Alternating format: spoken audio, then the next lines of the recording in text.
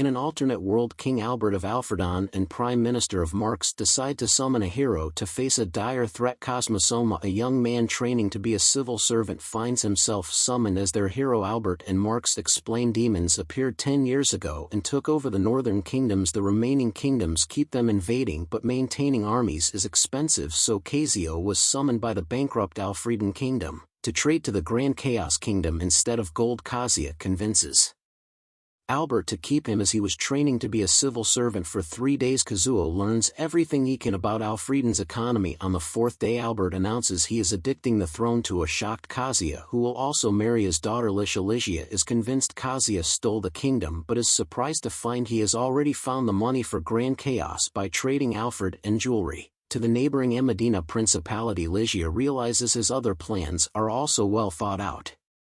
Elsewhere, Duchess XL of Walter sends her granddaughter Canaria to spy on Kazuya and decide if he is as capable as he appears. Marx puts Kazuya through an aptitude test to see if he can use magic. Kazuya discovers his magic can copy his consciousness into objects which then behave as if they are him, so he enchants pens to do his paperwork. He also puts assistants to work identifying overspending and fraud in the kingdom's budget. Kazuya then invites Licia to Alfredman's farms, where he explains too much farmland is growing cotton which is now worthless due to supply exceeding demand. While Licia is impressed with his insight, she seems concerned. Kazuya still talks about one day abdicating and returning to Japan. Kazuya later meets Captain Ludwin of the Royal Guard and explains Albert's advisors are not of much use as they caused Alfredon's problems in the first place, so he needs new advisors. Kazuya magically transmits a message to the entire kingdom based on the teachings of his hero Cao Cao, that if anyone has an exceptionally useful skill, he will hire them regardless of age, social background, or level of education. This inspires the whole kingdom, and hundreds of people to begin flocking to the city to audition their skills. Licia wonders if Kazu would remain king if she agreed to marry him. As people begin auditioning their skills, Kazuya meets 5, deemed the greatest. Aisha Udgard, a dark elf with exceptional military abilities,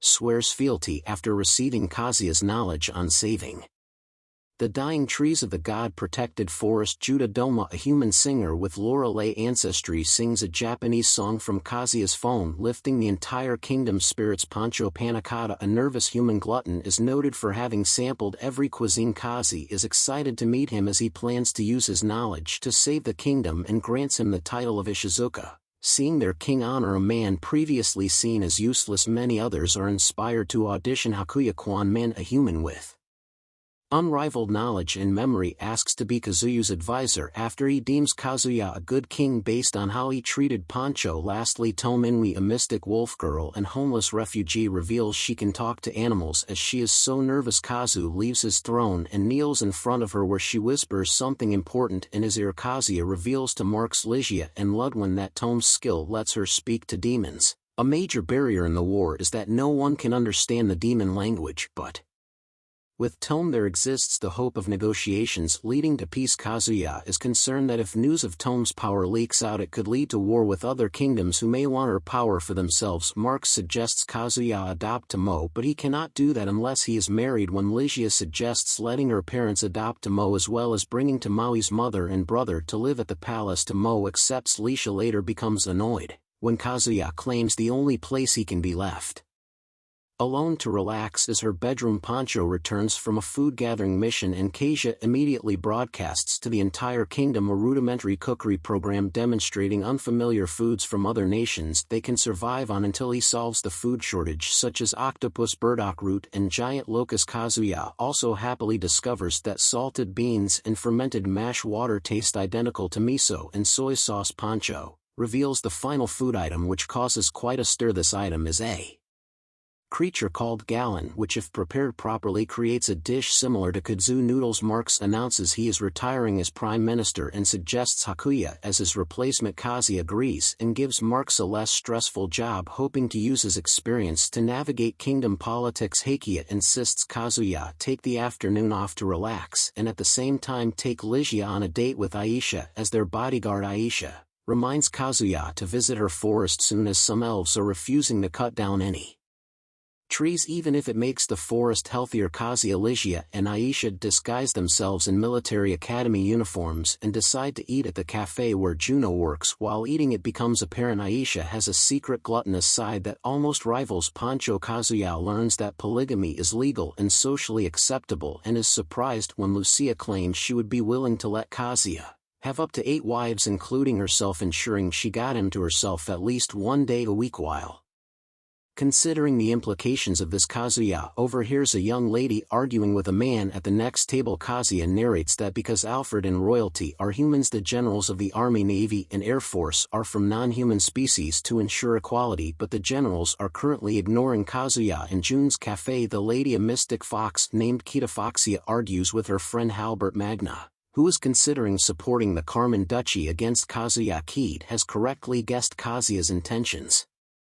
for trying to better the kingdom. Kazuya reveals himself and points out that as a mage for Alfredan's army, Kairi would have to fight if Duke Carmen starts a civil war, meaning she might die, and there's a slim chance Halbert might have to face her in battle. Realizing Kazuya is wiser than he thought, Albert sides with Kazuya. Ligia is impressed. Kazuya noticed Halbert's feelings for Keat, but is concerned he still talks about abdicating and marrying for love instead of politics. Glaive, Halbert's father, asks Kazuya's forgiveness for her son. Kazuya instead has called a promoted to staff officer in his royal guard and transfers Halbert to the same unit to be Kaido's subordinate. In gratitude, Glaive asks for a private meeting to give Kazuya important information. Magic comprises 6 disciplines, the 4 elements plus light and darkness. Fire mages join the army, wind the Air Force, water the Navy and earth the Forbidden Army, while light becomes medics. Dark abilities are varied. Kazuya uses his magic to possess a doll called Little Musashibo. Little Musashibo joins adventures mapping tunnels beneath the city. They encounter a salamander that forces them to flee, with Little Musashibo saving one adventurer who develops a crush on him. Thanks to Kazuya's secretaries, he secures the funds for Project Venetonova, the building of a new port on Alfredo's coast and hundreds of new roads. Kazuya visits Venetonova but learns construction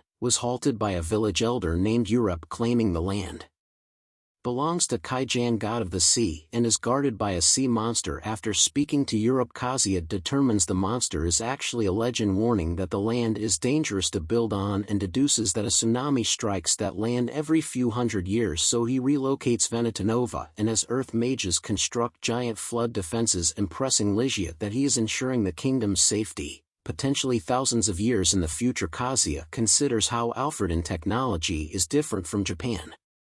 As elf reading is short of laborers, Kazuya has 50 soldiers from his Forbidden Army, including Keat and Halbert, construct the road network. Kazuya inspects the road, revealing it improves transportation but also ensures wildlife is not negatively affected. Aisha receives word from her father, Chief Woden, that a landslide in the god-protected forest buried half their village. Kazuya mobilizes the 50 soldiers, while also sending Ligia to gather reinforcements as the forest is 2 days away by foot. Kazuya has his men travel much faster on wagons pulled by earth dragons. Kazuya and the men begin disaster rescue, and with prototype wood and mice controlled by his magic locate all the missing dark elves, whether alive or dead. Ligia arrives with reinforcements to begin medical treatments, clean up the landslide and begin rebuilding the village. Woden's brother Robethor is devastated as his wife is dead and his daughter seriously injured. Aisha reveals Robethor was one of the main opponents of Kazuya's suggestion of thinning overpopulated trees, which could have prevented the landslide. Ligia is surprised when Kazuya privately blames himself for not ensuring sufficient disaster preparedness for the whole kingdom.